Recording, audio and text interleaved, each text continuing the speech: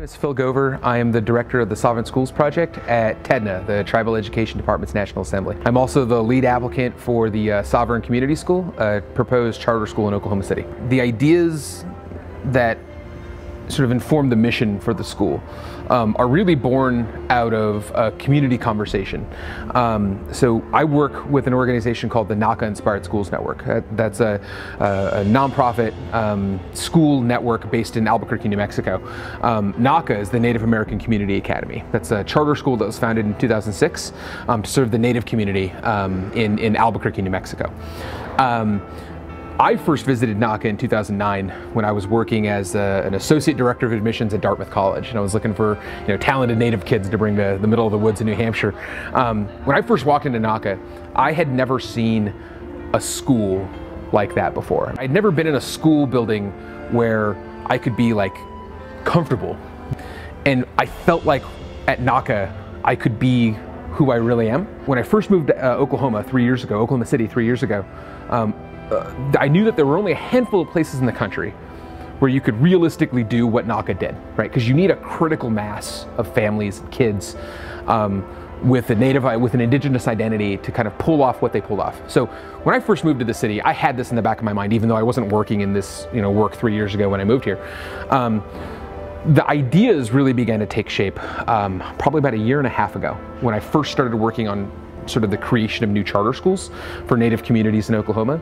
By no stretch of the imagination am I doing this by myself. And in fact, I greatly benefit from the folks who serve on my school design committee, who are all local, local parents and Native educators and community organizers, have been a tremendous help. I mean, absolutely critical to the work of pulling the school together, because NACA Inspired Schools Network whole ethos around school design is the notion that our communities know our communities know what we need, right? Like our parents know what we need, and all you have to do to figure out what that is ask them. And we go and we ask parents and educators and people who care about Native communities, like, what do you see in this community that can be helped by education? What we found was, one, there's a sense among parents especially that our kids start to, I think the word that kept getting used was slip through the cracks in middle school, and that as they progress through their high school careers, more and more families are dropping out of the system. And that actually bears itself out in Oklahoma City Public Schools' own data. Like if you look at enrollment and retention for Native students, you look at where 6th graders start, you have some huge population of 6th graders. By the time you get to 12th graders, it's like half the kids are gone. Native students in Oklahoma City Public Schools have the lowest graduation rate of any demographic group in the entire system. So there's a huge need there, and parents are right. Like they sensed it. Like they can't cite OKCPS's like graduation rates, but they had a sense that our kids are getting lost in this system, and that something needed to change. And so I think that's that idea is what propelled us forward to thinking about, well, how do you go beyond identifying your grades? How do you begin identifying your curriculum, your content, your school mission, the kinds of teachers you want to hire, what you're going to do in the classroom, what your calendar day looks like. We're in that kind of detail now, and once we get approved, we'll actually be going from the theoretical, oh yeah, it's nice to we have this proposal for an indigenous languages program. That's all it is right now. It's on paper, it's a proposal. We still have to do all of the work of designing and the content and the scope and sequence, and that stuff's going to happen over the next 18 months. So once we get approved, we will transition from the theoretical proposal to actual creating content and preparing to deliver it to kids in classrooms in 2019. Our challenge as a school and as a community is going to be to have a balance. And I think on one hand, you have this balance of we don't want to be too pan-Indian, right? Like we don't want to already reinforce notions that non-natives have about Indian people. Oh, all Indians are the same, or all Indians, live in teepees or whatever crap like that. We want to preserve we want to create a sense of solidarity in our communities, but we also want to be able to celebrate like our individual cultural heritage and enrichment. Because one of the amazing things about Oklahoma, and this is a real distinction between say like our work in Oklahoma versus the work that NISN already does in New Mexico. In New Mexico, you have the Pueblos, you have the 19 Pueblos, and you have the Navajo people and the Hopi people. And culturally, they all sort of fit into like a paradigm, right? They're not the same, but they're related to each other.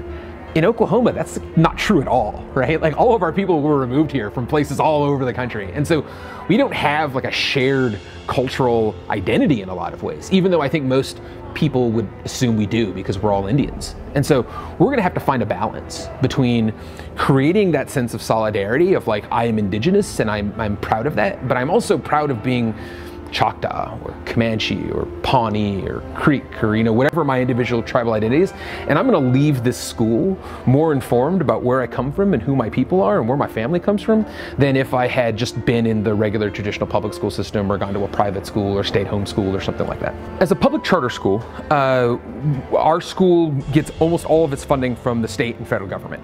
So in Oklahoma,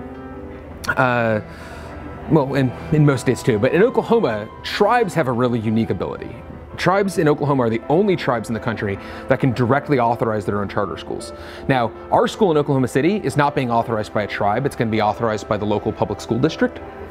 But tribes in other communities could avail themselves of the option of authorizing a school directly and creating it from scratch. Now, what that means is once you create a charter school, the per pupil funding that funds all public education follows students, right?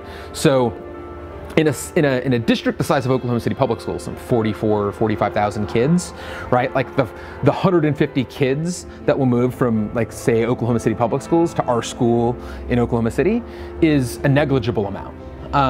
It would be different in a smaller or more rural community, but you also wouldn't be taking 150 kids, right? Like 150 kids is like all the kids in a school, whereas maybe only half of those kids are tribal. And so the funding it's all publicly funded. If you look at the way the charter school funding works as like a pie, about 70% of the pie is state money. So money from the state of Oklahoma. It's our taxpayer dollars, my income tax dollars, all funding, your income tax dollars, all funding public schools in this state. And then 20% is federal money. Stuff like Title I, Title VI Indian education programs, impact aid, all of that stuff also flows to our school as a local education agency. And then the last 10% is for charter schools tends to be philanthropy. So we're gonna have to do some fundraising. We're gonna have to apply the money for private foundations and maybe even tribes and tribal education programs and things like that. For most public schools, like a traditional public school, that's bond dollars. That's charter schools don't have access to bond dollars in this state.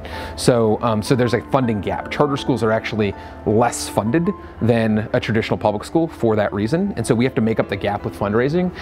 In the case of like a tribal charter school, tribes can make up the gap pretty easily, especially because I think tribes have a capacity already, right? Like a tribe might not have to give money to their own school, but if you're letting a school use your building for almost no rent, that's as good as, I mean, you know how much my facility is going to cost me in Oklahoma City? It's going to cost me like $250,000, right? Like if I didn't have to spend that money, you know how much more I could pay my teachers, or how much like a better of a transportation system I could provide for my kids.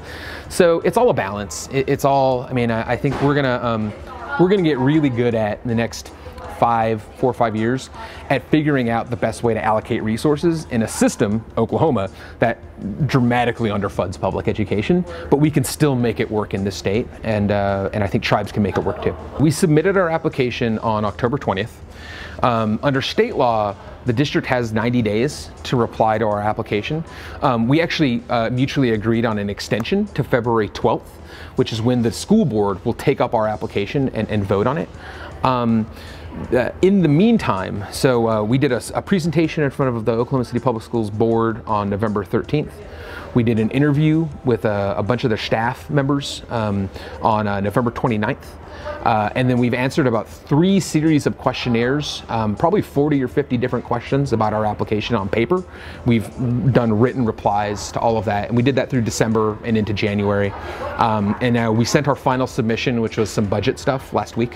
And now we just kind of out of our hands. We just kind of wait for the feedback from the district on our application, which I think we'll get next week. And that'll tip the hand a little bit as to what we can expect from the school board in terms of a vote.